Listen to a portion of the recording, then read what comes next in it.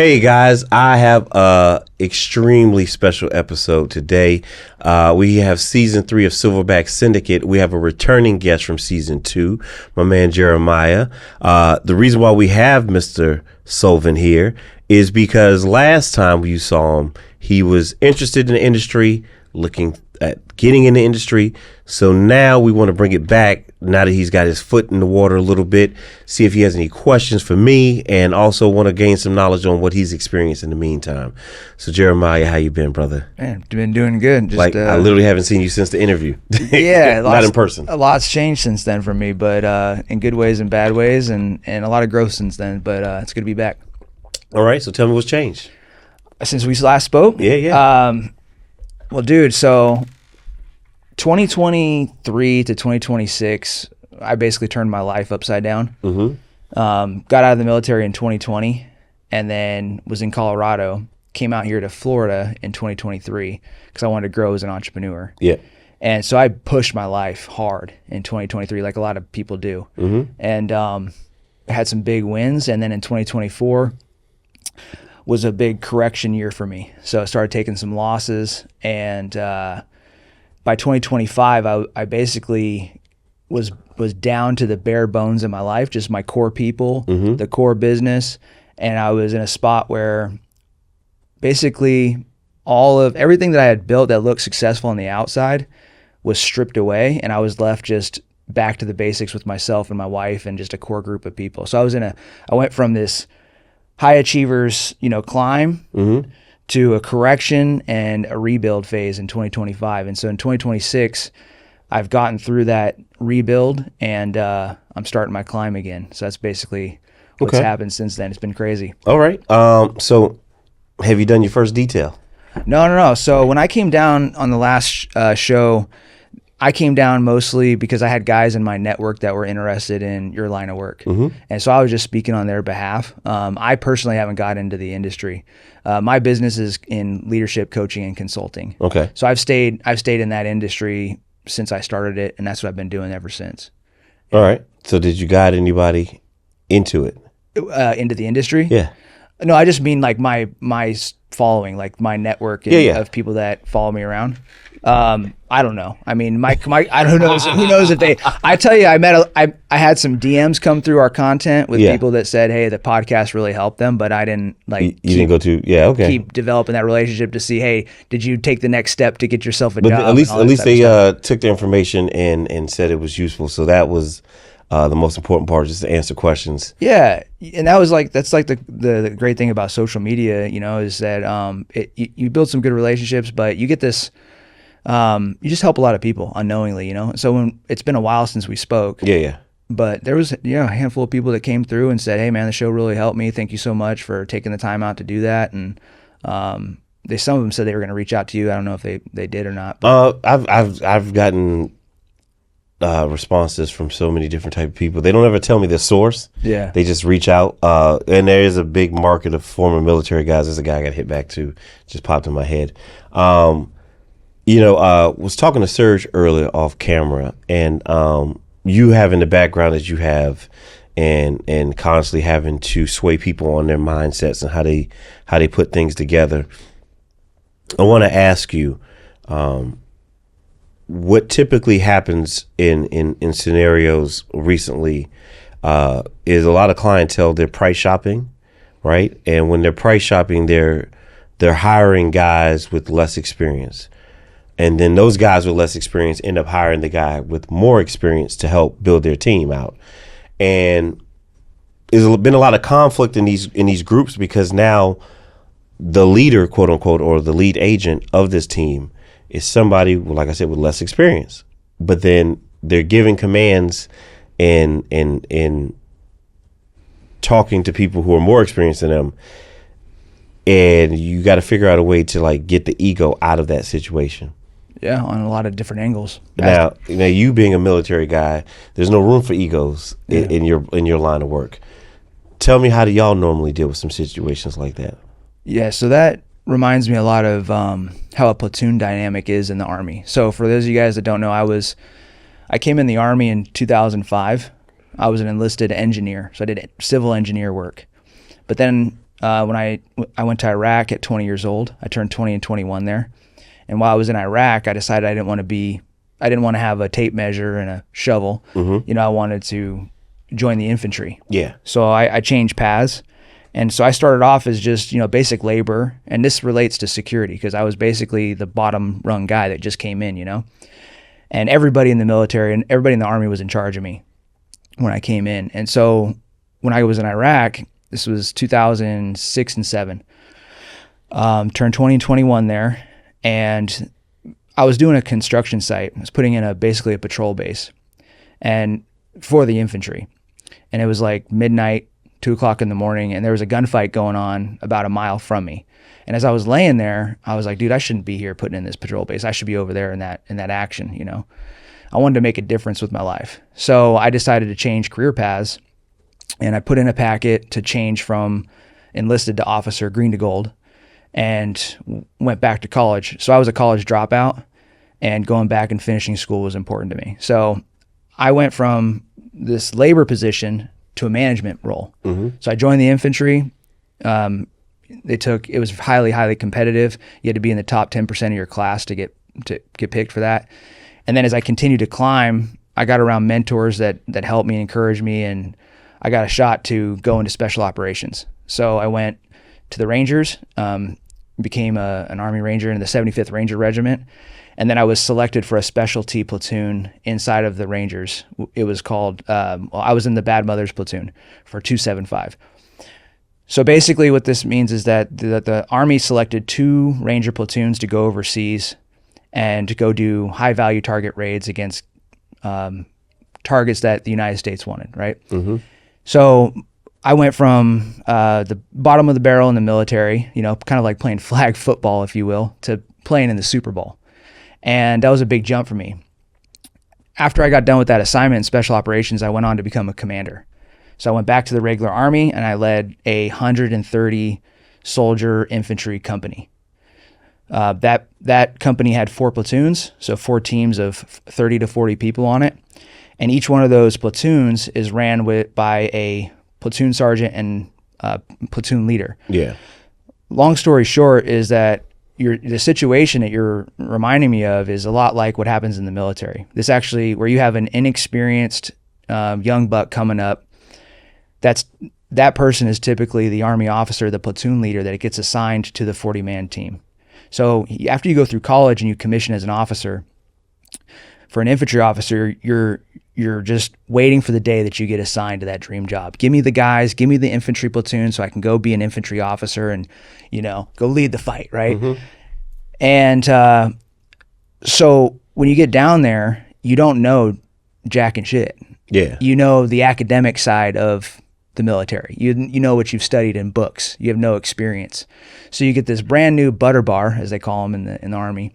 He gets pushed down to the team and he's paired up with a senior enlisted officer, some guy that's been in for 7 to 10 years typically, depending on kind of his career track. So you have this partnership with a brand new dude that's overall responsible for the entire team, and he's paired up with a guy that came up. He didn't switch career paths. He stayed and worked himself from labor to manager to supervisor, and he's paired up with that officer. Point being with this is when you get into special operations, that same dynamic exists.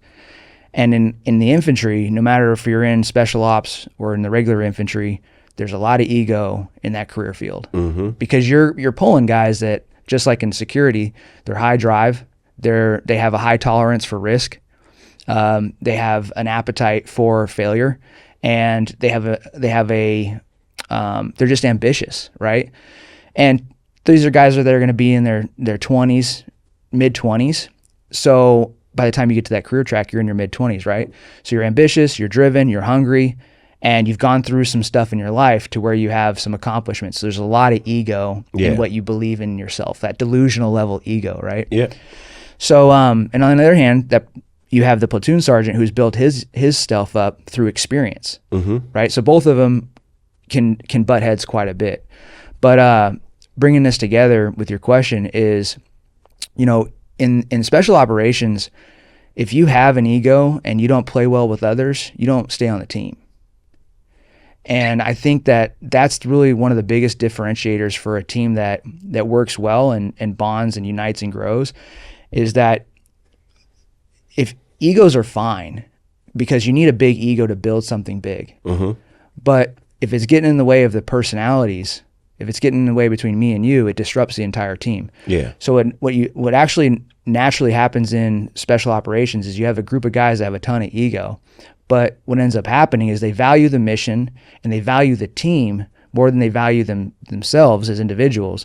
So you have this group of high ego people that have learned to push those down so that the team can accomplish the mission. So the dynamic is, when these people are coming into your organization, you have to get clear about what their values are as an individual. If the young buck's coming in and all he cares about is his career track and where he's going, and like in your hiring process, the Rangers didn't allow that person to come through the organization. You know, they when I went through the Ranger selection program and they asked me why I wanted to be in the organization or what job I wanted, I said, I don't care what I do. I said, give me a job mopping floors, bro. I just want to serve the organization and I want to help you guys win. And so I was able, that shows humility, right? Yeah. So the Rangers as a special operations unit, one of the biggest things that they're doing to help combat the ego problem that exists in these high performing teams is they're being very careful who's coming through, and you have to show humility. You have to show coachability before you even get in the door. All right. So I would tell the lead agent to really take a step back and analyze not just the X's and O's of what that person can do, but the soft skills and personality traits of, like, are they okay with taking my leadership and actually helping me make the team successful by giving me their purview of expertise as well. Like, don't hold out the secret sauce because you want to see me fail. There's more structure, obviously, in the military than in the private sector. We got to figure out a way that, like, I wish there was like a governing body nationwide where we can all operate off the same playing field. But unfortunately, in the U.S., every state is different on security parameters as far as like licensing and stuff like that.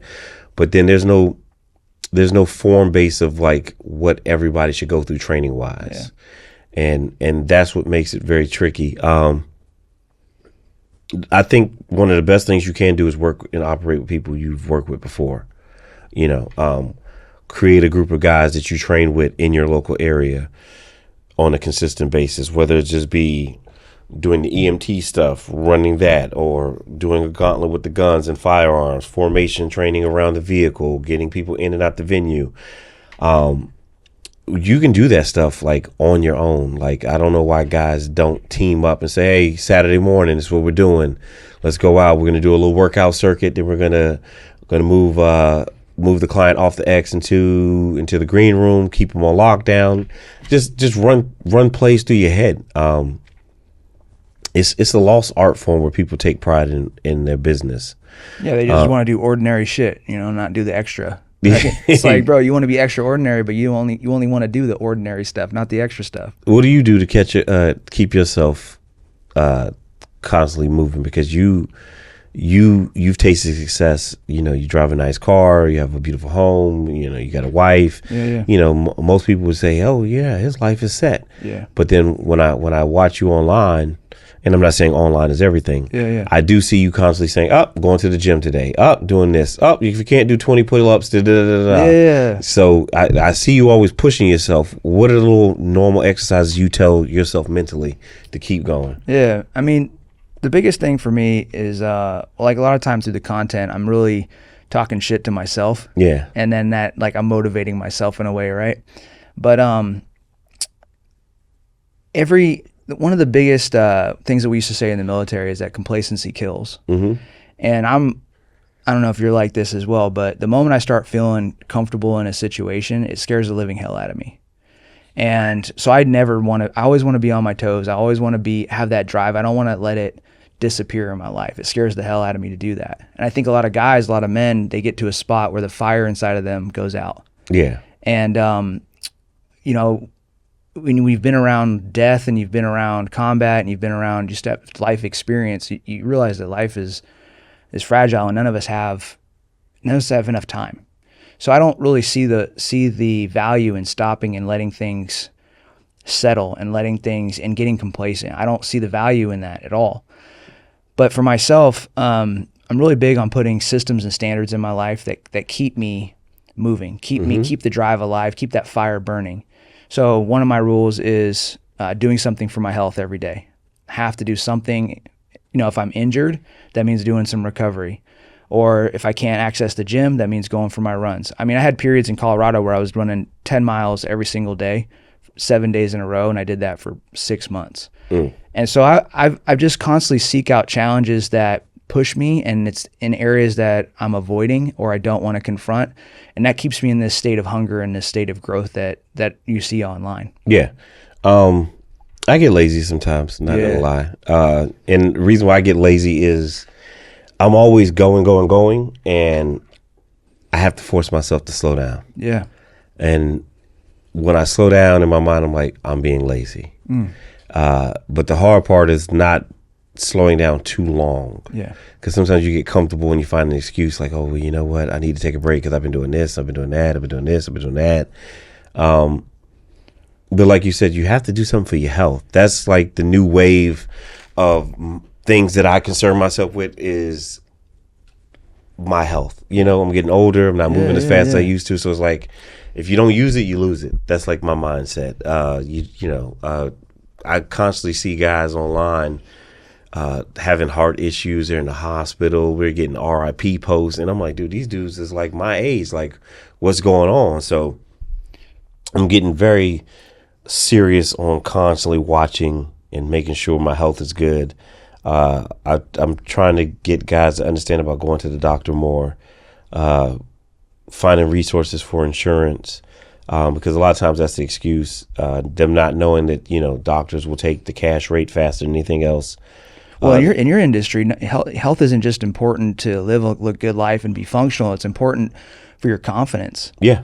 You can't have a guy out there on protecting anybody or doing any line in your work, and he has low confidence. He doesn't believe in himself. But when you train every day and you listen to those promises that you're making to yourself, and you eat clean because you said you would, and you do those daily disciplines every single day, your confidence just starts rising and rising and rising. So I think health and physical fitness is not just about looking good. It's about respecting the man in the mirror. You don't, how are you going to go, maybe you want to land a big contract in your industry, like partner with somebody. How are you going to do that if you can't look a guy in his eyes? How are you going to do that if you don't have the confidence to take the initiative to go do it and you're just waiting for somebody to guide you to that person? You know what I'm saying? Like training for me is so much deeper than just, I want to live a great life. I want to live a long life, but it's really about waking up every single day, looking in the mirror and being like, I respect that motherfucker. He listens to himself. What would you, so like, you were saying, oh, if I can't get to the gym, right? Yeah. What would be the base physical metrics that you said that you would say a person in my field should have? Like I firmly say you should do 50 push-ups, 50 sit-ups, and 50 squats before you walk out the door. So I would start with this. Like if I wanted to do a self-assessment, physical assessment, this is a universal starting point for everybody. What you can do is so I journal every single morning. Mm-hmm. And the reason I started journaling was I went to Afghanistan and we basically had a mission that went south. And guy ended up shooting down on top of us. He barricaded himself in a room, threw a bunch of grenades out on top of our task force, and we ended up having to withdraw that night. When I got back to the States, that crushed me. I felt like I was the worst leader in the world. I felt like I absolutely failed, even though nobody died that night. So what ended up happening was I got knocked down and I started drinking and I started running from all my problems, had marital issues. And a lot of guys get to this spot. They fail at something, it knocks their confidence down, and instead of building themselves back up, they run to all the places that they think is going to make them feel better, drinking, escaping, but that just makes them feel worse. Mm-hmm. So I got to a spot of rock bottom and almost ended it one night and decided not to, turned my life around, started training and being more disciplined. And one of the things I picked up was I started journaling every day. The reason I started journaling was I needed somebody to talk to and I was alone. But what I found was that it gave me a place to take accountability. So if you want to start with, like, any person that wants to start on their physical fitness and figure out what they need to do to get better, the first step is, can you be honest with yourself? You know, I could sit here and tell this person, that person, eat this meal plan, do this workout, but all of that will go right over their head unless they can be honest to themselves about what their problem areas are and why they want to fix them. So you have to go inward first, and create self-directed change, right? Not external change. Because if I could coach you and I could tell you, hey, do this, this, and this, but then you're acting for performance. You're being a good follower. You're doing what you're told, but you're not self-directing. You're not going inward and realizing, dude, I need to get my health together because I'm a liability to my family, to my kids, and I need to do this for me. That's the most important first step. So open up the journal, and journaling is for taking accountability, and just write around the areas in your life where you're weak, the areas in your life where you're not happy with your standards, and why those are problem areas and what you need to do to fix them. And be honest, have an honest conversation with yourself through journaling. And you'd be surprised how many people can't do that. You know, how many people have a hard time looking in the mirror and seeing the full picture of who they are in general, right? But opening up a journal and going deep into your own thoughts and deep into your own issues is another level of personal accountability. Extreme high level. Yeah. So I would say you start with that. Open it up, be honest, and write about the things that you're not happy with yourself. And once you get that list, now you have a checklist to start working towards. Now, outside of that, some baseline, like, tactical shit.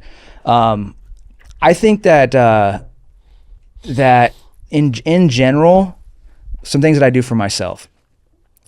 When it comes to, one of the biggest metrics that I measure is body fat. So a lot of people want to know how much you weigh, how much you bench, that type of stuff. One of the biggest predictors of your overall health is the percentage of body fat, and most people are, like, delusional about that. So for me, I have a few levels. I have my cutting level, which for me is 9%. Like, I want to look shredded, I'm going to be 9%. Then I have my ideal walk around, 10%. And then I have my ceiling, which is 12%. I don't like or allow myself to go over 12%. If I do, that's my cue to, like, tighten things back up. And the reason why I pick those numbers is because they're very difficult to manage. I was about to say, not just 12%. I was like, bro. It's very difficult. And, you know, the holidays and everything. So for me, if I get outside of those parameters, you've heard the saying, how you do one thing is how you do everything. So if I go outside of those standards, I know, and I'm slipping in that area, I know I'm slipping on the other areas of my life, my marriage, my finances, the business. So when I look in the mirror and I see where I'm at with my physical standards, that tells me where I'm at with everything else. Compound effect. Exactly. Have you read that book? No, I haven't, but I know you're a big personal development book person. I've heard about that book before. That's that book. I mean, you probably would just be reading something you already know. Yeah. But at the same time, I don't know. For me, it's just like when you see it, you're like, oh yeah. Like sometimes you just need that little reminder. But you know, that's what did you learn from that book? Exactly what you just mentioned. Like how you do this, you may not see how it correlates to that, but it's going to play a factor. Absolutely. It just all compounds. It makes, you know, we think about compounding. We always think about finances. That's the only time they teach us about compounding. And even then, that's a hard concept for most people to do when it comes to saving.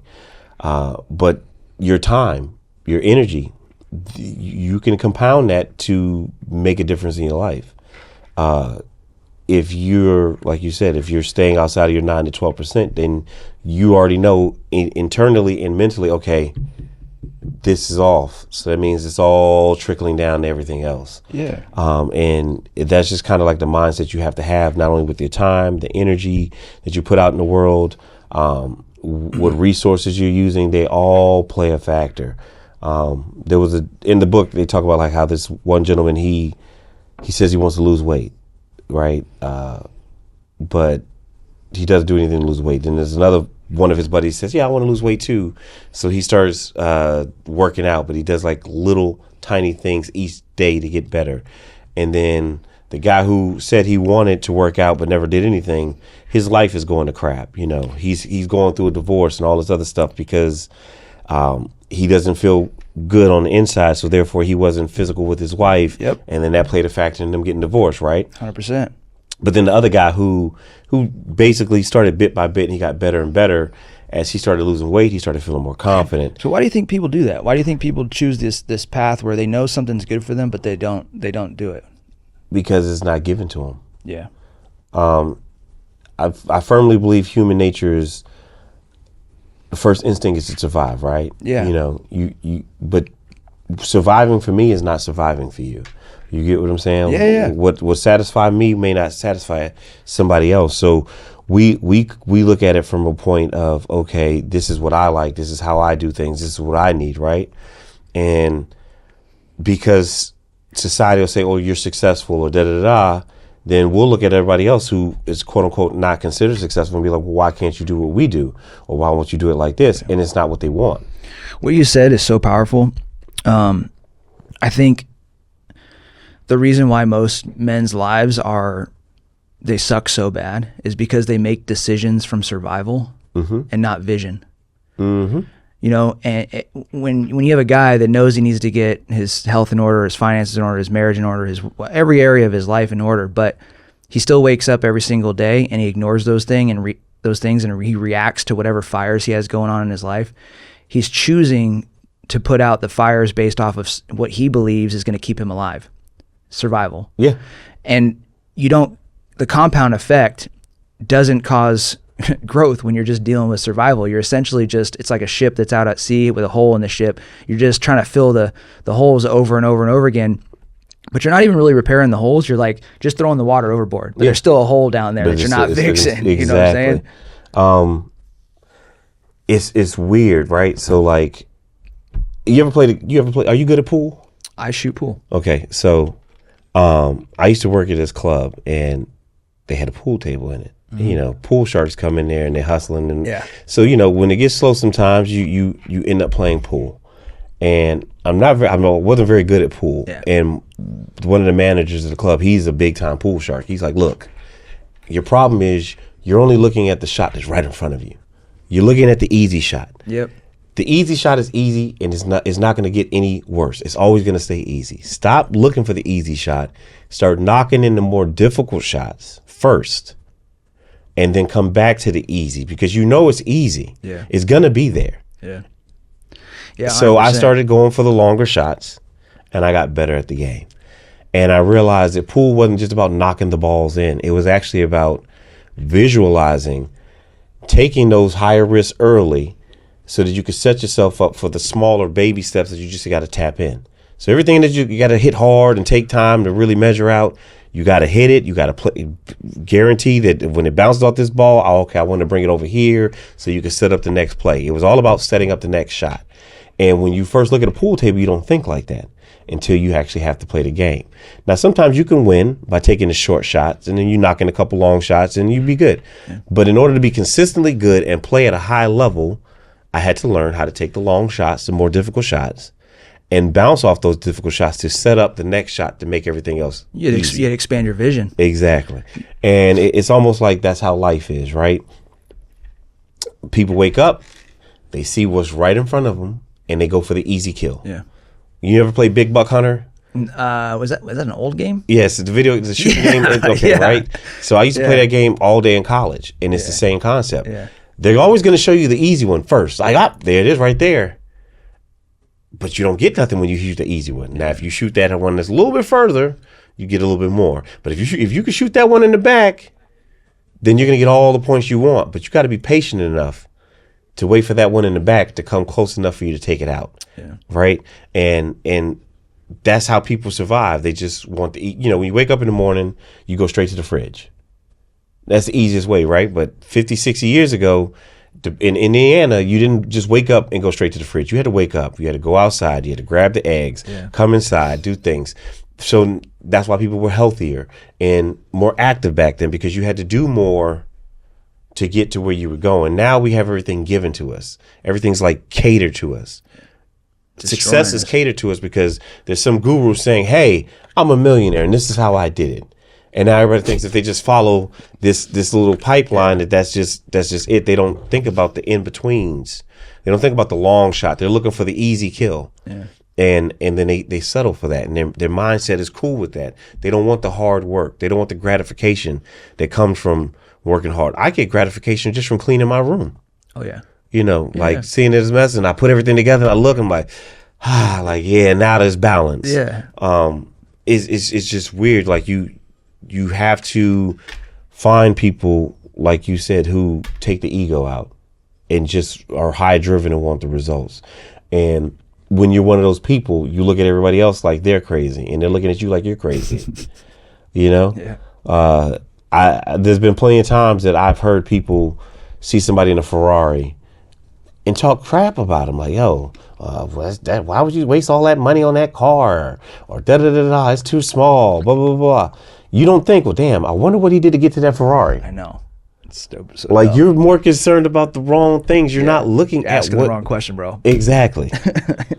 Like, you just saw success and you mad at it. Yeah. And not saying that... and all you're really doing is telling yourself that you won't do the work to go earn it yourself. Thank you. You know what I'm saying? You don't want success. Yeah, if you're bitching at somebody else's success, then all you're really doing is confessing that you won't take the steps to go get it. It's the same thing when I hear guys who wear certain gear, right? Then they see a security team that wears suits or business casual, and they're like, man, I hate wearing suits, man. I don't ever want to take a job where I got to wear a suit. Da, da, da, da, da. But then they're the first one to complain about how much they make. Yeah. Well, if you want to make more money, maybe you should put on a suit. Like, maybe you should get the clientele that requires you to wear a suit because they want a certain image. Yeah, you're never going to out earn your personal growth. Like, you're always going to earn what you're worth. You know what I'm saying? So if your personal worth is stuck right here and you won't take the steps to increase your worth, whether it's looking sharper, being better in all the areas, then guess what, bro? Like, you're not going to get the money that you want because you're never going to out earn your personal worth. And then the weird part is they think their worth is higher than what it actually is on paper. Yeah, it's delusion. It's pure delusion. So what would you suggest to somebody? Okay, let's say you notice somebody's being delusional, right? Yeah. You have to address this. What would be some strategic steps you would take to address it? Ooh, fuck. I mean, are they coming to me for the help, or am I just noticing it? You're noticing it because guess what? If they're ego driven, they're not going to come to you for the help. Yeah, exactly. You got to go to them. You see something's wrong. They're delusional, and you want to see them win, and you want them to help your stuff grow because if they're delusional, it affects the team. Yeah, I mean, typically, if you have a high ego delusional individual, where they have high levels of confidence, but their reality doesn't match what's inside of their head. Typically what that person has to go through is some sort of failure and correction in their own life. They have to have everything melt down around them so that they can be confronted with themselves that they're the problem. Nothing can tell that person to change at all, ever. So what we used to do in the military, when we had guys that had high ego, high confidence, but some delusion, is we would increase the amount of stress that they were going through and create a humbling experience. You have to create a humbling experience for somebody that has a high ego where it's getting ahead of them and it's causing them to stunt their own growth. Okay. So an example is one day I'm in the Rangers and our squad leaders are, walking around as they should, super confident, being proud of who they are, American barrel-chested freedom fighters, And I forget how the discussion came up, but somewhere along the line, somebody said that they didn't need to go out and do some sort of close quarters marksmanship training because we were already proficient. Hey, sir. So I'm sitting with my platoon sergeant when this discussion happened, and we were getting pushback from the squad leaders about some training that we wanted to go do. Hey, let's go to the range and let's go shoot and qual and do some CQB. But yeah, like I said, we got some pushback on it. And the pushback was that we're good. We're proficient. We do this enough. But in any high-level team, you don't do it until you get it right. You do it till you can't get it wrong, right? And that's how all good teams should be built. So me and my platoon sergeant, we knew these guys needed the reps. And so what we said to them was, okay, you think you're hot shit, right? Like, we didn't say that out loud, but that's what we were describing. You think that you're proficient at this. Well, let's see what you're really capable of. So we took them basically... we took them through an airborne jump. So instead of just going straight out to the range and going firing when you're fresh and you're full and you had your breakfast or whatever. Everything's feeling amazing. Yeah, you're feeling all good. You got your little caffeine buzz or whatever. let's go ahead and go into a planning process. Let's go do an airborne jump. Then let's march in 9 miles, 10 miles, and then let's have you guys shoot and do CQB when you haven't ate for the last 18 hours. You've been in a planning process. You've been on high stress. Let's go see how good you are when you're fatigued and when you're tired, and you go do some basic level shit. So we did that, and we took them out there, and we fired some simulation rounds for this training scenario. But it was humbling. They went in and they went and did just basic. Our whole team went in and did some basic level close quarters marksmanship, enter and clear a room with some targets that were very close. And I mean, the accuracy was all over the place. And some guys were falling out, and it was like, you think you're hot shit, bro. Like, until you think you're hot shit when you're fresh, but look at the reality of the situation. You're not as good as you think you are. And that is enough for a high achiever to start course correcting themselves. Like, any high drive, high ego guy has to have failure in order for him to see his gaps. And if he never experiences failure, he'll keep living in his own delusion to the point of he'll end up hurting a lot of people around him because of it. Yeah, because the team will fail. His team will fail, and he'll constantly be telling himself that he's right because he's not failing. So his ego will get ahead of him, right? He'll be like, no, I know what I'm doing. I know what I'm doing. I know what I'm doing. Even though everybody around him is like, stop. You don't know what you're doing. You're not as good as you think you are. Like, cool the brakes. But yeah, he'll run the whole team into failure if he doesn't stop ahead of time. Yeah, I had a client the other night where he had a show, and it was a one-off. Usually with a one-off, everything's happening rapidly, right? You don't have a system set in place where you, like touring, you can have a system where okay, load ins, you have a team. Yeah. There's repetition with it, right? With the one-offs, you're gonna be working with people you don't know. A lot of things can go wrong. And my client was like, yeah, we like perfection. Like, he's talking about me and him. He's like, I like to operate at a high level. He's saying this to me in the bathroom. I'm like, damn, I forgot they pay attention to this stuff. And he's like, because I was upset about certain things that happened during the show. I like perfection, right? Yeah. And he's like, oh yeah, we expect things to go perfect, but he's like, it's all good. He's saying that it's fine because in his mind, he's like, I want it to be perfect too, but I'm okay with how it presented to everybody else. But internally, I know why you're bothered. And I had to catch myself and be like, I'm being really hard on myself, but nobody knows you made a mistake except you unless you expose it, right? Yeah.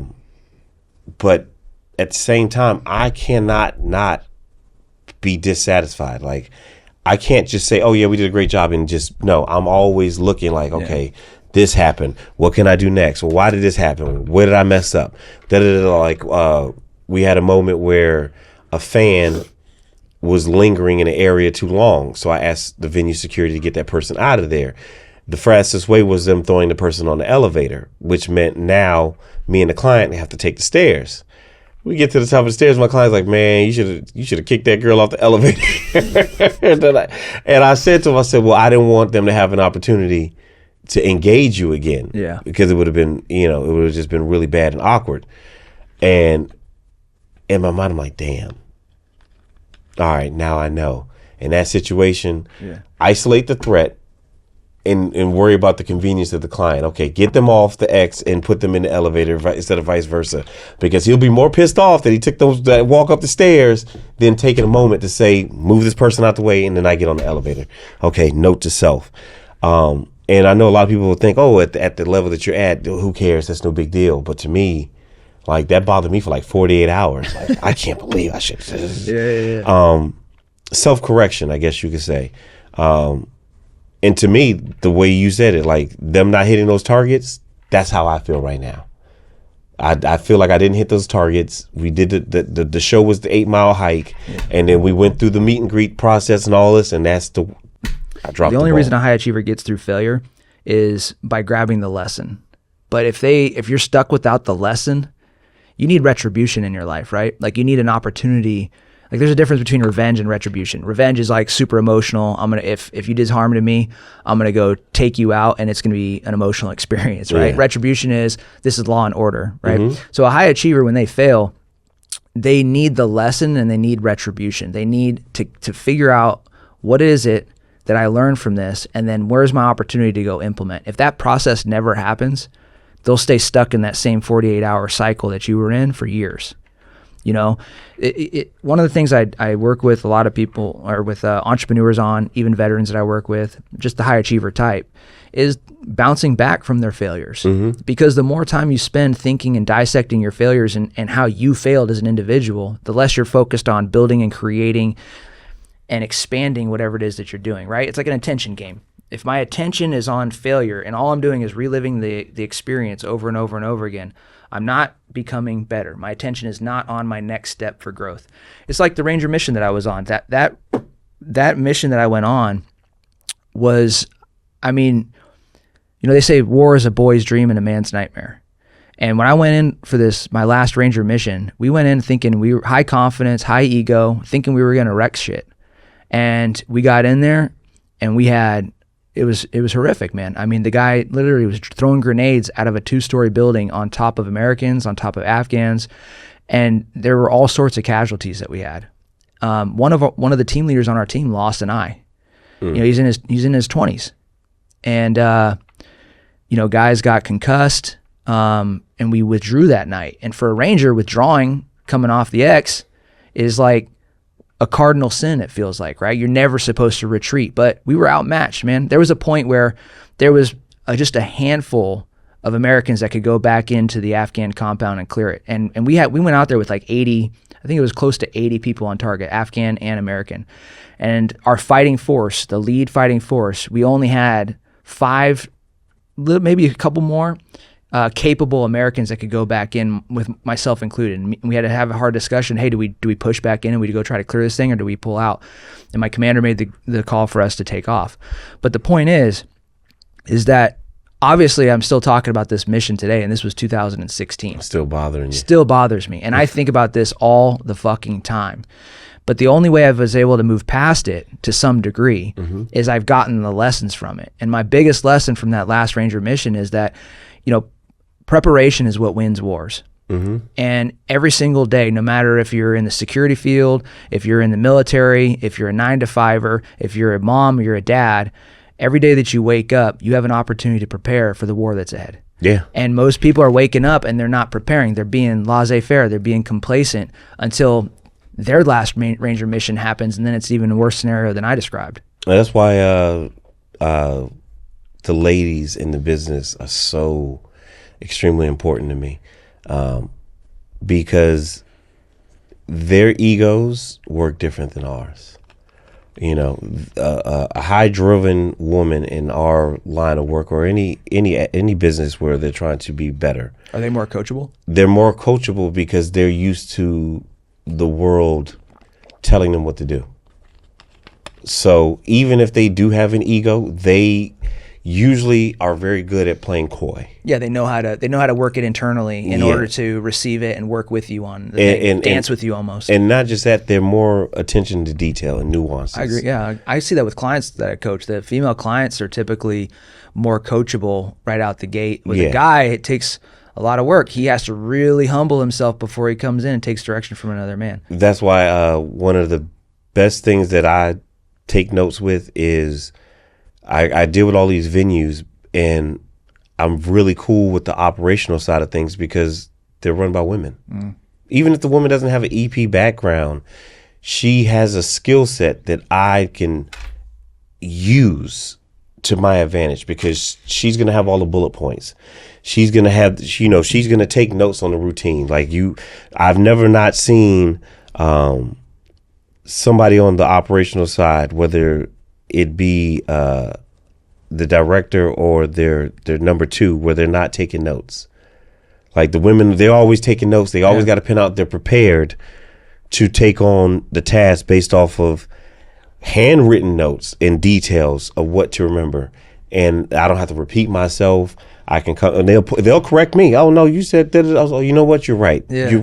And I think if men could be okay with taking a back burner and saying, you know what, the ladies do know this, the ladies do know that, and hire more women, I feel like the business can grow faster. Yeah, I think women can absolutely make better leaders than men, just for that simple principle, because leading is following. Like in order to lead, you have to be able to follow. You know, when I was a platoon leader, whether I was a commander, I wasn't leading those teams by myself. There was a team involved, and when you're on a good, strong team, the way that you lead that team is you get buy-in from the guys. A good team has buy-in from everybody, and everybody wants to go accomplish the mission. So the leader's role with any high-performing team isn't to direct and just simply tell everybody what to do like Napoleon or something like that. It's to get the input from the team, listen, be a good listener, and essentially be a good follower to the team, and then make the hard decisions that's going to guide the team, right?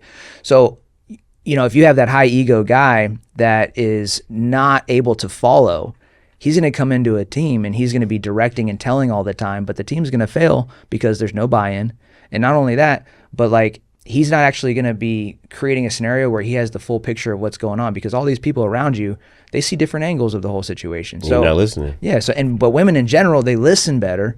And through listening, you can follow better. And when you can follow better, you can lead better. You ever meet a guy and his life is chaotic, and you can look at him and be like, yeah, he doesn't have a good woman in his life. And then you can meet a guy who's super successful, right?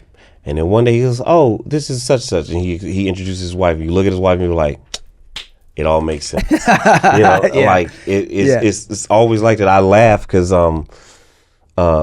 my life is chaotic, but my success is strictly based off the women in my life.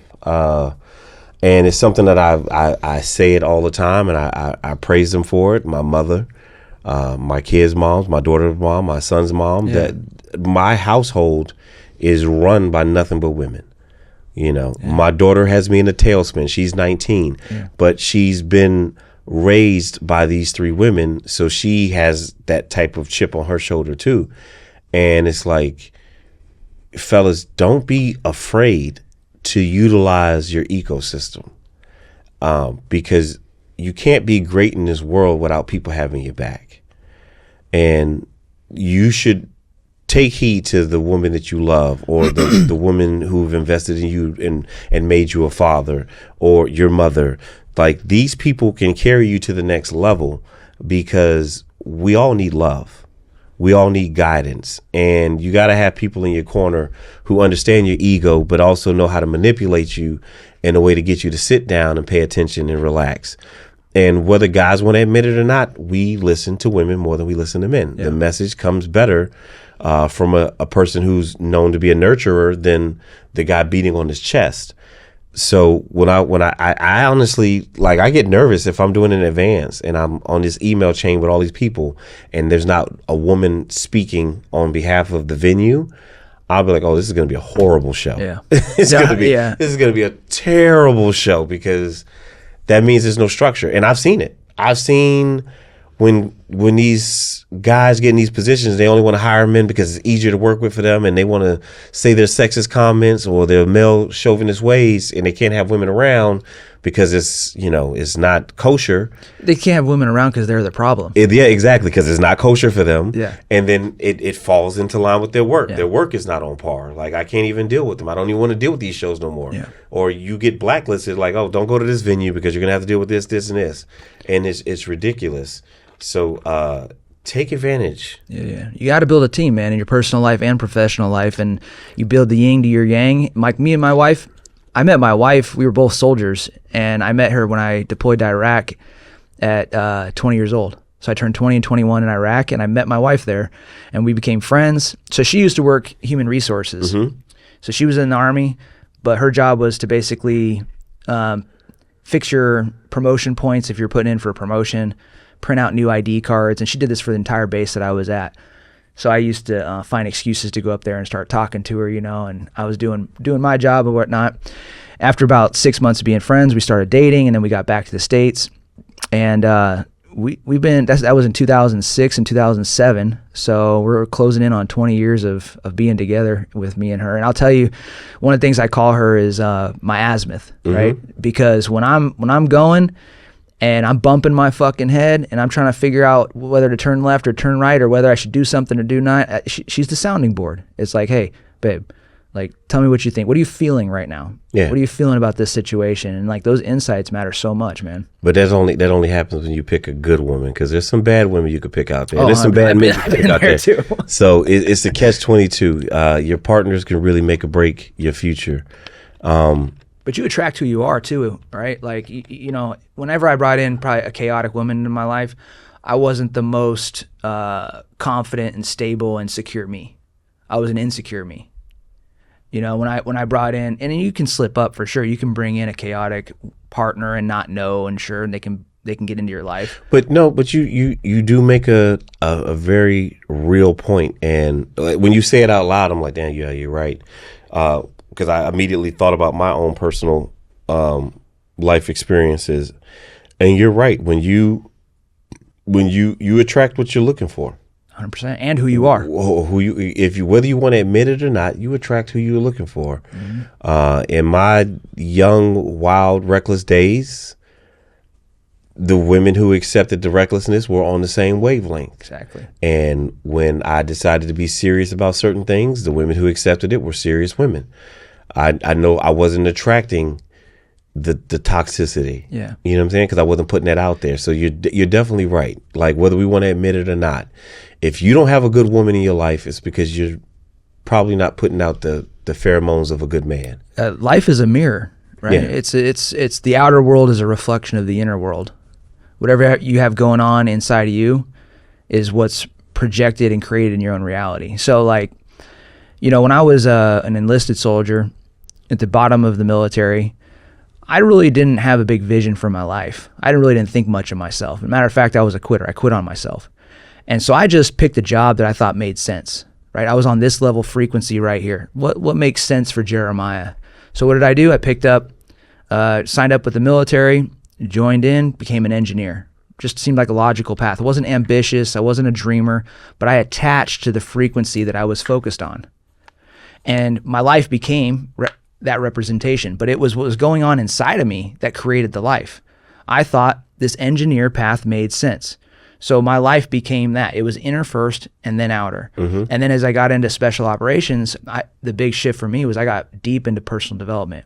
I started learning about things like limiting beliefs, growth mindset, fixed mindset, you know, the Power of Habit by Charles Duhigg. I started working on all these things that could help me build a bigger, brighter, more confident inner world. And then that's what creates the bigger, brighter outer world, right? So, you know, if you're not happy, my message is like, if a man's not happy in his life right now, whether it's with the person that he's with, or whether it's the job that he has, the income that he's making, whatever it is, success is an inside game. You haven't done enough inner work to figure out who you are and what the problem areas are. You haven't hammered the internal weaknesses that you have, and that's why your outer world sucks, because life's a mirror.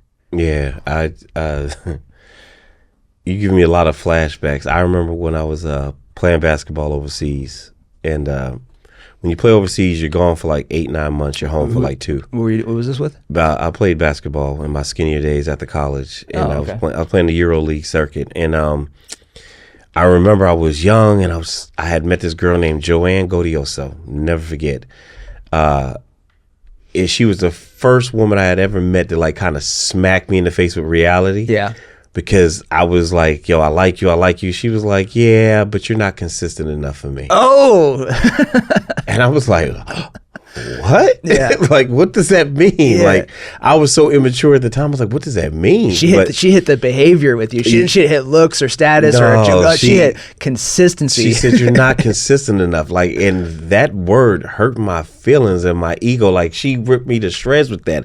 I was like, what does she mean by that? She was like, you know, you don't know if you're coming or going. 1 minute you're here, 1 minute you're there. You don't know where you're going to be next week. Yeah.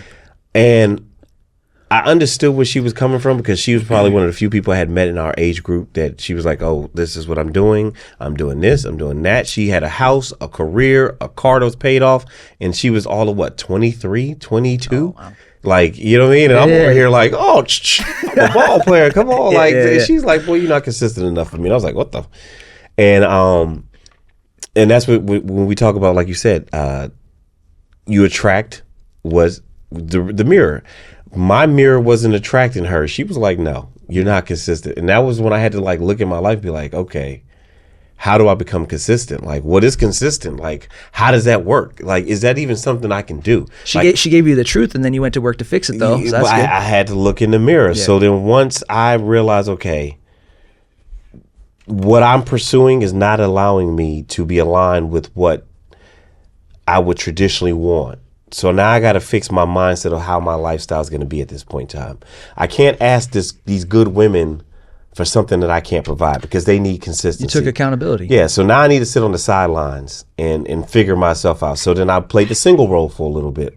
And then when I got to the point of feeling like I could be consistent and things like that, I was able to run into my son's mom. And that's how we were able to make it for however long, because I had to look back based off of what another woman told me years prior, like, yo, you're not consistent. And I had to sit down and really look in the mirror and be like, damn, I'm not. Like, I don't have anything to offer a good woman. Yeah. I'm not home enough. I'm reckless with the finances. I'm reckless with my time. I don't know where I'm going. I don't have a plan. Like, I didn't have a 5-year plan. I was not set up for true success, even though I thought I was successful because I was getting paid to do what I want. Looks that way. Yeah, it looks that way, but I was just total shit show. Yeah. And she called me out on it. And I'm pretty sure she doesn't even know what she did in that moment. Yeah. You know what I'm saying? Because I'm happy to see where her life went, because she was smart enough to reflect what she knows she needed. That's the same person had everything she said she was going to accomplish, she did. Like in the movies, you know how somebody puts on paper, okay, by this age I'm gonna be this, that. She did it. Yeah. She's married. She has children. She has a happy marriage. She still has her house. Like, her life is in order because she was smart enough to look at the inconsistent guy and say, no, you're not consistent enough. And I'm like, damn, now I need to get to that level. Yeah. And I still carry that chip on my shoulder because I have to still look in the mirror. I know better now, you know. And I do that with work. I was just having a conversation with a colleague earlier today. Like, you know, I see his greatness and I know what I can do, but I'm not being smart about who I'm looking at in the mirror. I'm not doing the things to move me forward, but I can still cheer on the next person. Like, looking in the mirror, I call it the Michael Jackson, you know, the man in the mirror. Having that Michael Jackson moment, it sucks. Yeah, big time. It sucks. But the truth will set you free. Yeah, like you said, you're journaling, and I don't journal. Maybe it's something I need to look into because my brain is scattered all the time. So maybe taking a moment to like put some things down, not just will help myself, but like it could be something I give my son later on so he can see that, you know, he's not as crazy as he thinks because he's going through those man moments later on. What are some of the exercises you do so that you're comfortable looking in the mirror, other than just the journaling? Yeah, like I said, journaling is a top one. I'm gonna do that first thing in the morning, typically early before the sun gets up. That's important to me because journaling is not only a self-reflection process; it's a spiritual process for me. You know, when you wake up between the hours of 3 a.m. and 5 a.m., that's when you have the most spiritual clarity. And so, if I really want to listen to God and find His direction in my life, then I stay obedient to that window, regardless of what's going on in my life. You know, I could get done with an op or a job at 2 o'clock in the morning, and I'm going to get up and I'm going to meet that spiritual window, and I'm going to go inward and sacrifice so that I can get the message that I was supposed to be given. So I'm pretty routine and religious about that. That makes me feel really good. It's not just doing the daily discipline, but doing it during a specific window, at a specific time, in a specific way, regardless of how I feel. And then the next thing is doing something for my health every day, which I mentioned. That's a standard. It could be going for a run, a bike. If I'm injured, it's you know, it could be doing the rehab or whatever. It's something I don't want to do. Yeah. But one of the biggest things that helps with the self-respect and clarity when I look in the mirror is getting alone time while I train to go through the things that I'm thinking. You know, it's like self-reflection should be treated like reading. You know, a lot of people read for sport or entertainment. They read to make their mind excited. Oh, that was a cool idea. I'm going to go share this and impress everybody with how much I know. And I'm going to show them that I could win Jeopardy. But who gives a shit about what you know? It's what you apply, right? So in order to apply anything from the material that we study, we have to reflect on it. And in all reality, we should spend more time reflecting on what we're reading than actually reading. You know, and I was a guy that grew up not reading. You know, I didn't read a full book until my 20s. Okay. I cut corners. I read the back, you know, the cliff notes, cheated to pass the test, stuff like that. But before it was AI. Yeah. And I skirted my way through, and in the long run, that made things harder for me because I was cutting corners, right? Mm-hmm. But then one day I woke up, I wasn't where I wanted to be in life. And I tried to buy a house. The banks wouldn't let me buy the house because I didn't have the money for it. Anyways, it was like a huge rejection. No VA loan? Humbling. Well, this was, yeah, it was. But I was trying to get a $600,000 house in Hawaii or $700,000 house, and I was making like $4,000 a month or something like that. So you out of control. Yeah. But point with this story, I'm going to get to the, how to build some self-respect and whatnot, is that reading for me is a big pillar of my life, but it started with a humbling experience. I realized I wasn't where I wanted to be. And I started studying successful people, and I realized that leaders are readers. Mm-hmm. So I ended up going on a rampage, and I read 42 books in 52 weeks. Started with Tony Robbins, and that book, I think it was Unleash the Power Within. Mm-hmm. I think that was the one that I picked up first, and my mind, I'd never read anything like that before in my life. And I was like, oh my gosh, there's a book out there that I can relate to. It's crazy how, like, Tony works for a lot of people. It's something, I don't know what it is with his books. I can't get into it.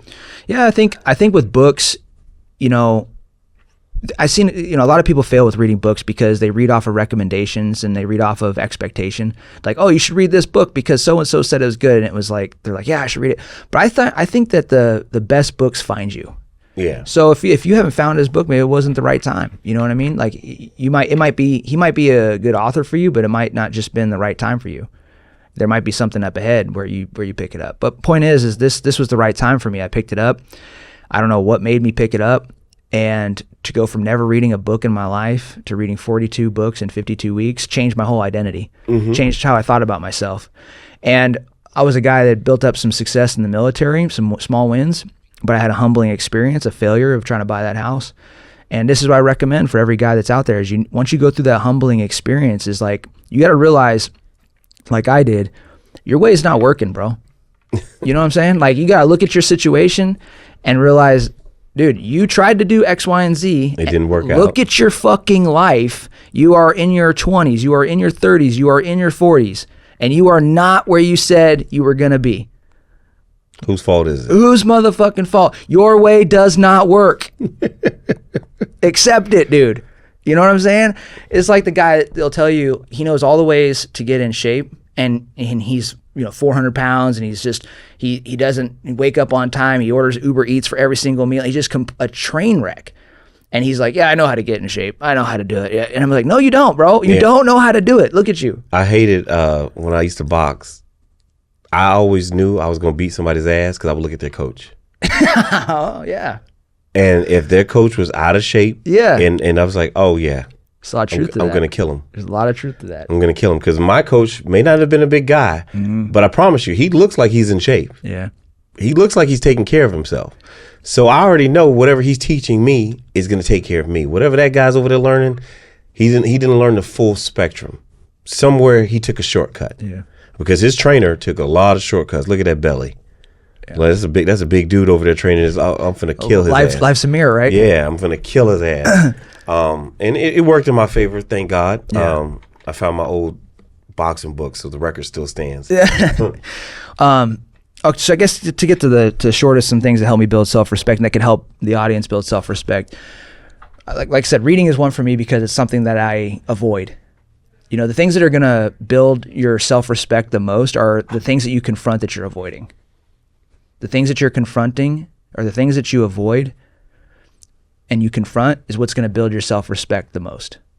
So I work out pretty regularly, but if I'm avoiding cardio and I go do cardio, I'm going to feel way better than if I just go hit the weights and do what I'm familiar with, right? Mm-hmm. So I'm always trying to pick things that challenge me and make me choose the discomfort over the comfort, and that helps a ton.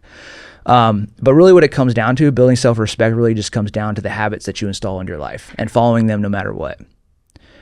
So simple habits that I have in my life is journaling every single day, working out every single day. I drink a gallon of water every single day. I did that. I train MMA, and I started working with a coach back in 2021. He said I wasn't hydrated enough, and it was true. I learned in the Rangers, like the Rangers taught me a lot of great shit, but they also taught me a lot of bad shit. Yeah. And one of the things they taught me, like, we had this thing against water for some reason. I don't need water was a mentality that we had in the Rangers. Like, I don't need to drink water. Send me out a day, 2 days. I don't need any water. So I developed this nasty habit of never drinking water. I would do a 10-mile run, and then my coach would be like, hey, when's the last time you had water? And I was like, I don't know, like 2 days ago. He's like, did you run this morning? I was like, yeah. He's like, how far did you go? 10 miles? You need to drink more water. So anyway, long story short is that he told me to start drinking water, and I said, listen, let's put some skin in the game. And the rule was, if I didn't drink the gallon of water, he would roll me out, my muscles, and massage me with a barbell. Mm-hmm. You know, fucking bench press barbell. That hurts like a motherfucker. Oh, that would have felt so good. Oh, no, man. I was screaming. He did it one time, and I screamed like a little baby. But so I shook his hand on it. And since then, since 2021 or 2022, I missed one day, and I was traveling, and I was like new at the whole trying to stay up on the habit and everything. But, you know, the thing with this water is that I'll do a gallon every single day, to the point where, like, one night, man, I'm laying in bed finishing my water. I ended up throwing up because I was trying to chug it so I go to sleep. You know what I'm saying? But this it sounds crazy and it sounds kind of stupid, but it's like, why are you doing this? But it's because to build self-confidence and self-respect, you have to follow through on the commitments that you're making to yourself. So drinking a gallon of water for me a day is a simple task, but more importantly, it's the compound effect of drinking a gallon of water every single day, whether I'm sick, whether I'm tired, whether I'm traveling. And that little commitment off of a handshake deal that I did with my trainer from 2021, 2022, when I look in the mirror and it's like I had this business deal go south, or I had somebody stole crazy amounts of money from me, and I'm down and in the dirt, and I'm like, dude, what the fuck is going on with my life? This sucks. I still look in the mirror, and I'm proud of the guy I see, because he follows through on everything he says he's going to do, regardless of the adversity in his life. Yeah. So I would say that, you know, you got to pick some habits. As a man, you need to pick some habits in your life that you're going to follow through on no matter what. And that doesn't mean stacking up a long list of them. It just means start with a couple. And a really good book for the listeners, if you guys want to pick one up, it's called The Power of Habit by Charles Duhigg. Great book. It helped me quit drinking. I stopped drinking in 2018, and that book was the book that did it for me. So developing the right habits and sticking to them, whether you're sick, whether you're not. And then the last thing is a daily process for getting shit done. If you want to respect yourself, you got to have a daily process that not only gets stuff done, but it builds your confidence by getting it done. Mm-hmm. So every day what I do, 5 things I'm avoiding that move me closer to the 5 areas of my life that I want to improve. So my marriage, my business, my finances, my health. I'm gonna write those 5 things down. I'm gonna have resistance with them, and I'm gonna do them every single day. Okay. Listen, you better than me. I think I need to go get a checklist done of some stuff I'm slacking in, because I feel like, as disciplined as you are, there can always be more done, and it seems like you're constantly fighting to do that. I feel like I'm fighting to do opposite. Yeah. Well, you mentioned something interesting earlier. You said, like, what do you do with somebody that has like when the lazy mentality starts to shift in, or when you have that lazy mentality? And I do. I have that lazy mentality. We all do. Like, the mindset is always the path of least resistance. Mm-hmm. Is what can I do to freaking skip out today? What can I do to cut out today? What can I do to chill out? Plus, when you're a leader, you take on more responsibility than everybody that you're around. Mm-hmm. So you know that you're pushing harder than everybody else. So when you're fatigued and you're tired and you want that break and your mind starts looking for relief, it's very easy to justify taking some time off and going down the lazy route, because you're the hardest worker that you're around. It's justified. Hey man, you've been working really hard, take some time off. But that just buries you. And people wonder why I don't like vacations, because I feel like a vacation or a break for me gets me into that mindset, oh, you deserve it, and then it just keeps trickling down. Bro, vacations are hell, bro. You put me on a vacation, and it's like I stop building the best me. I go to the gym on vacations. Yeah, exactly. Like, I want to go, if I go on a vacation, it's to build a better version of me now. Like, before, when you go on vacation, it's like, I'm going to go there, I'm going to freaking get a room, I'm going to start drinking, I'm going to stay buzzed half the time, and I'm going to come back hangovers, fatigued, and just come back a worse version of me. Then you got to do a detox, get your body, like, it's a mess. Try to get yourself right and shit. I'd rather just stay within the Ferris wheel of work and getting to it than taking a vacation. This has been good, man. Yeah. It's good to catch up with you, because You bring something to the table, and a lot of people need to see that and feel that energy. I know I'm going to get a lot of feedback because this episode you had questions that you answered out loud for me. The last time it was more like me giving you information for you to move on with, but today you were able to give me some stuff and everybody else watching some tools and tricks that we can use mentally and spiritually. That's the most important part. As I'm getting older, I learn over and over again, like it's really what's in your head. It's really, really what's in your head and how you move forward, because we all have dreams, whether they be small or big. But there's a very fine line of what makes the difference between success and failure. Yeah, I mean, it's taken, dude. That's. I believe that the vision that you're given is a vision from God. Like whatever vision that you're given in your life comes from God, right? Mm-hmm. But what's the difference between a vision that turns into a reality versus a vision that stays a dream? The difference is that every one of us has this vision in our head, but the visions that get created are the visions that we expect, not the visions that we hope for. So like when it comes to, this is helpful for people in your industry, every single one of them wants to achieve their dream in the industry, whatever that is, right? And they have this dream of how it could play out, this vision. Oh, I could do this, I could do this, I could do this. But then there's people that never accomplish that stuff. And if you want to really close the gap between where you're at and that dream, it comes down, the vision that you have in your mind has to become an expectation. You have to deep inside, you have to believe that vision is going to happen no matter what. That's where visions really become a reality. Visions don't become a reality when there's still a dream inside of your mind. Does that make sense? Mm-hmm. So the game of life is, we said life is a mirror. So how do you get this vision that you have inside of your mind to become an actual reality? How do you take it out of the dream state and into an expectation state? Well, it's through the work. Like it's as simple as that is. But what I'm trying to say is that when you want something and you hope for something, you only hope for it because you're not taking the steps to get to it. But once you start taking the steps, the dream that you hope for turns into an expectation. You expect yourself to get it. So in every man's life, we have to get out of the dream state and into the expectation state. And what I'm trying to say is that by building the best you every single day, following through on the daily disciplines that you have, whether it's water, working out, journaling, and just putting yourself in uncomfortable situations, what ends up happening is you become a person of action. And when you're a person of action, the dream that you have in your mind becomes an expectation, because now you're taking the small little steps to build up your confidence that you can pull it off. So we talked about delusion, we talked about ego, and those are the biggest things that stop a person from actually closing the gap between where they're at and where they want to be. They'll have the dream, but their ego and their delusion will keep them from taking the steps to build the best them. You have to take those next steps. You have to build the best you, or that dream will just stay in dreamland as a vision and it won't turn into an expectation inside of your head. Does that make sense? Yeah, for sure. Yeah. I mean, you dropped some good stuff too, though, man. Like, you dropped some wisdom on these guys. I wanted to ask you more questions on books because I know you're an avid reader. Go ahead, ask me. Well, shit. So just top 3 books for you that changed your life.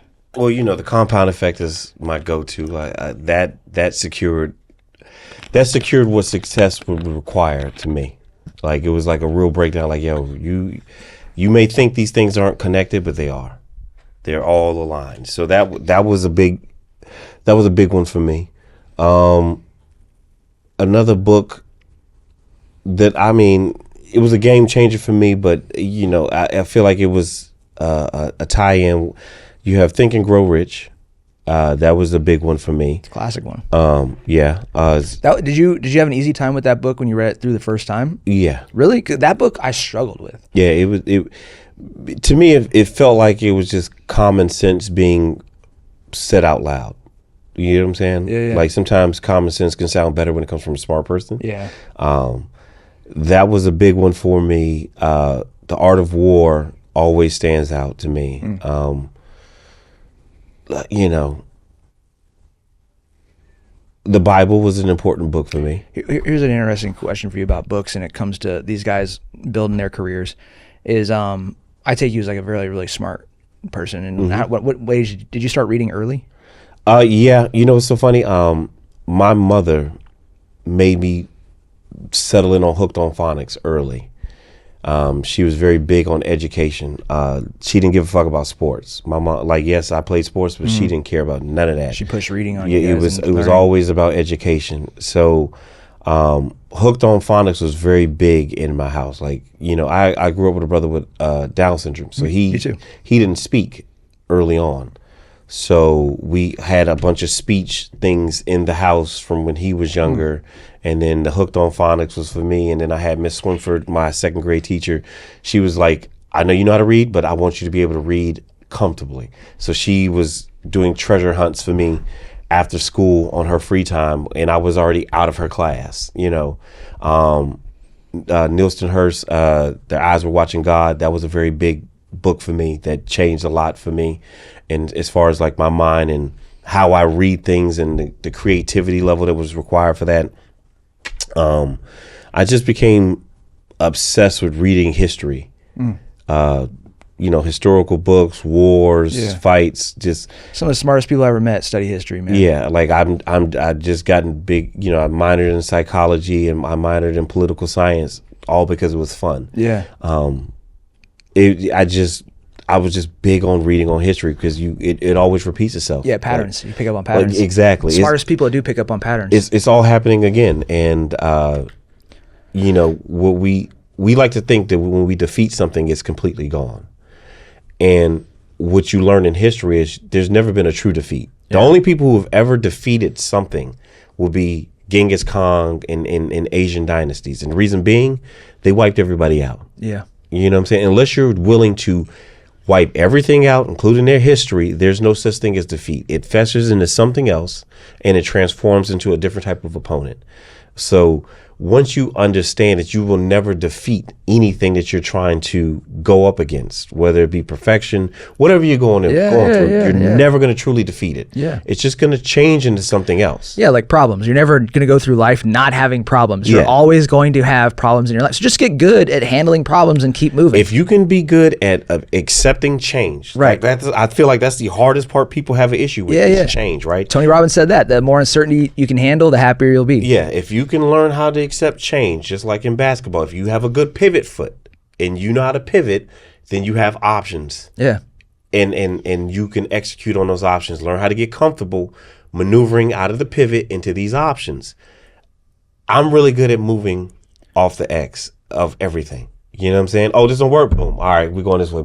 I don't sit there dwelling on why didn't it work? Da da da da. Like, we can figure that out. But right now, we need to move, right?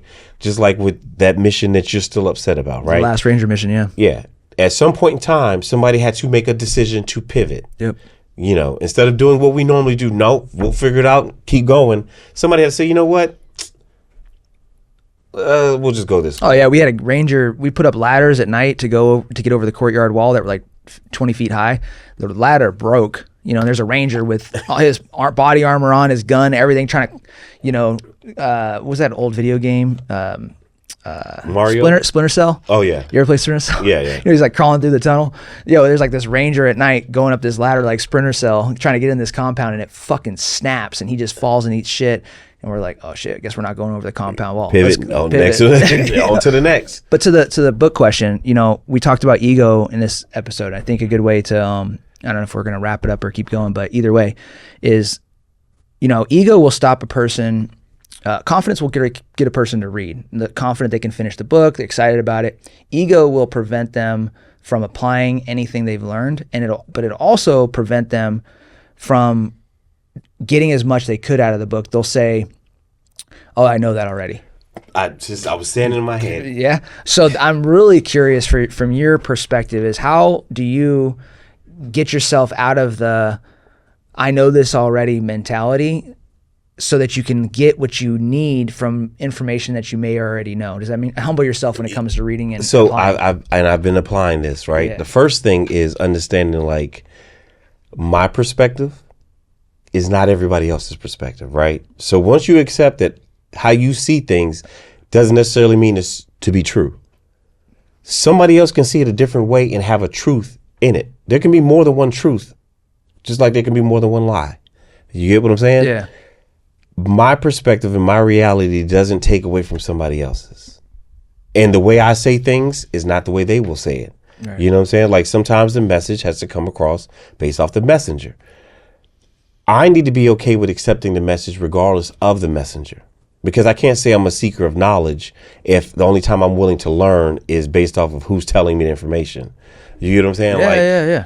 That just makes absolute no sense. So that's the first part. That's how I take my ego out. That's my personal thing. Like, okay, I don't know everything. Yeah, open yourself up to other perspectives. Exactly. And then I allow the person in the room to make the speech or the point. I don't cut them off.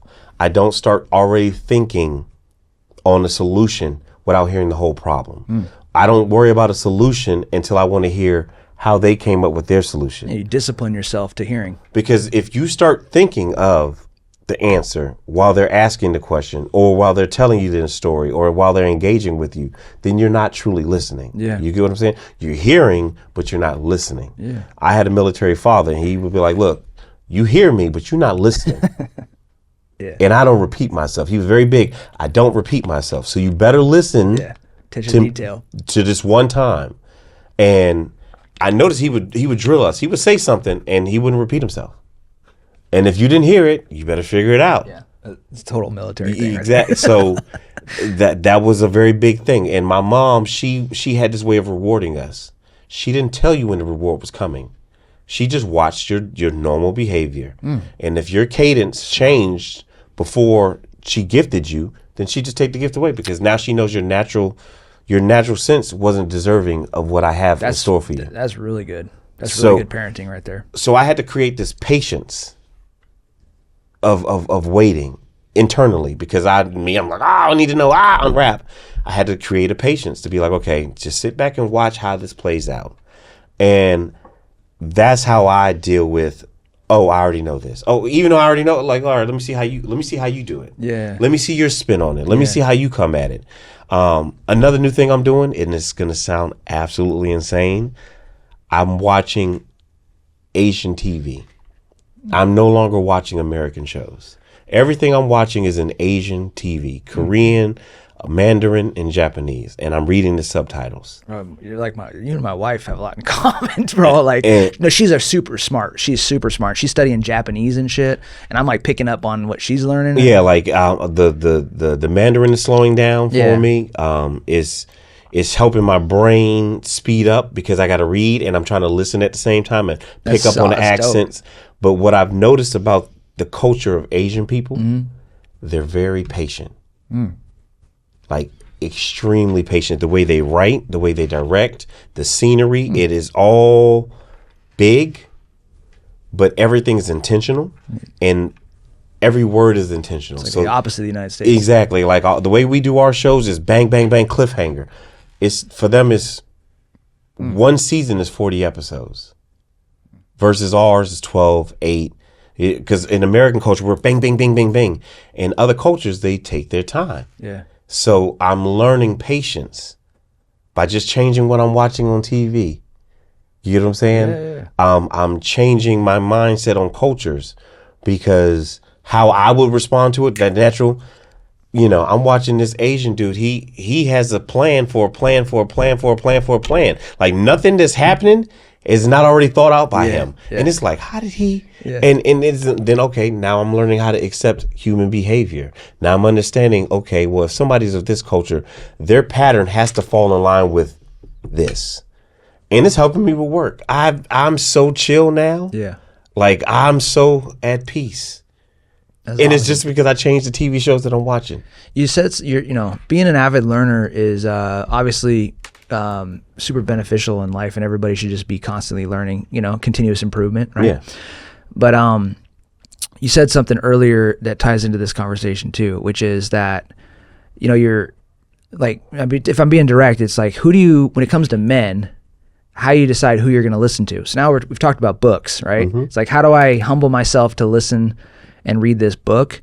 But also with men in general, how do you determine whether or not you should listen to the guy that's speaking? Because this is a topic that I think a lot of people struggle with, like myself included. When I was younger, I had a hard time listening to fucking anybody. Like especially if I didn't respect you. Oh. Like if I don't respect you, and you're in charge of me, and you tell me to do something, it's gonna take a lot. Like I'm a good follower, so I'm probably gonna follow through and do it. But deep down inside, I'm already writing you off in my head, right? And I think a lot of guys are like that.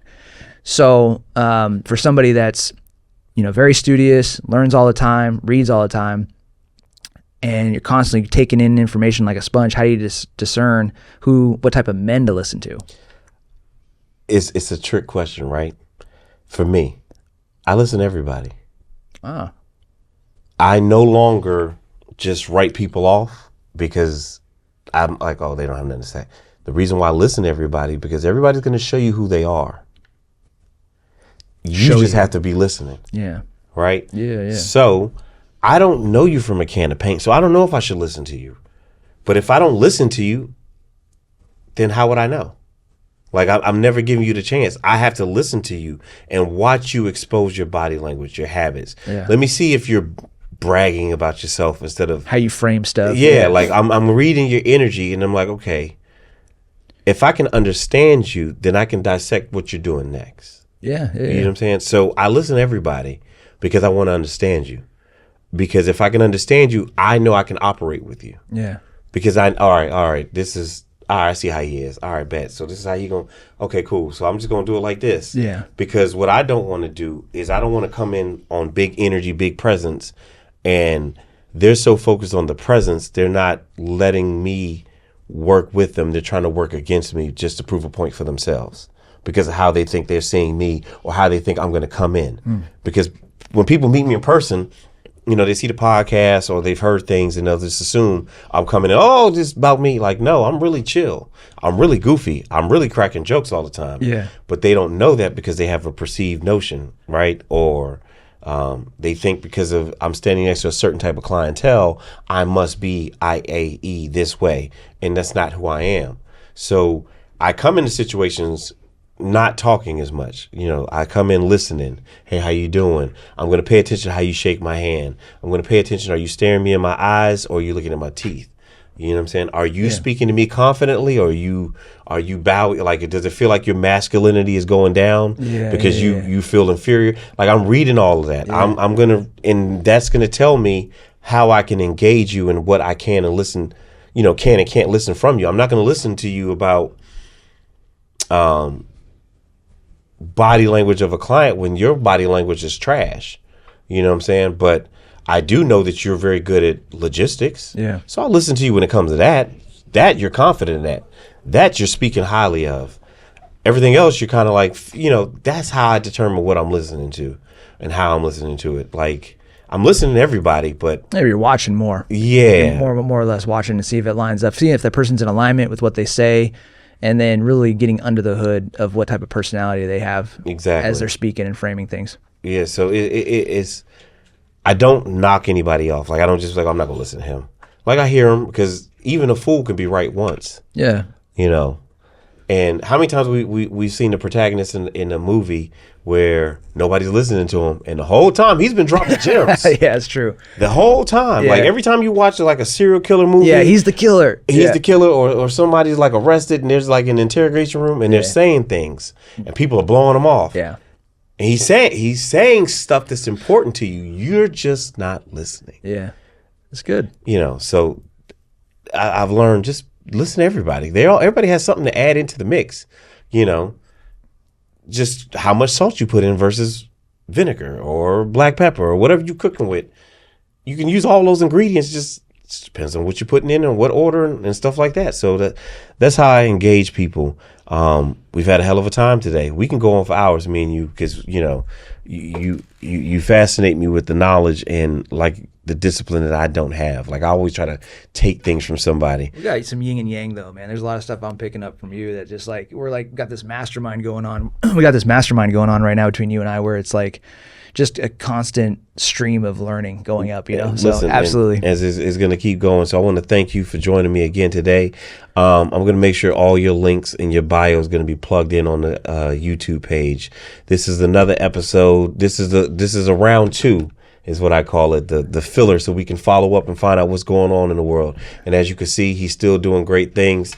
If you need some motivation, reach out to my man Jeramiah. This is another episode of Silverback Syndicate. Together, ape strong. Have a good day, baby. Peace.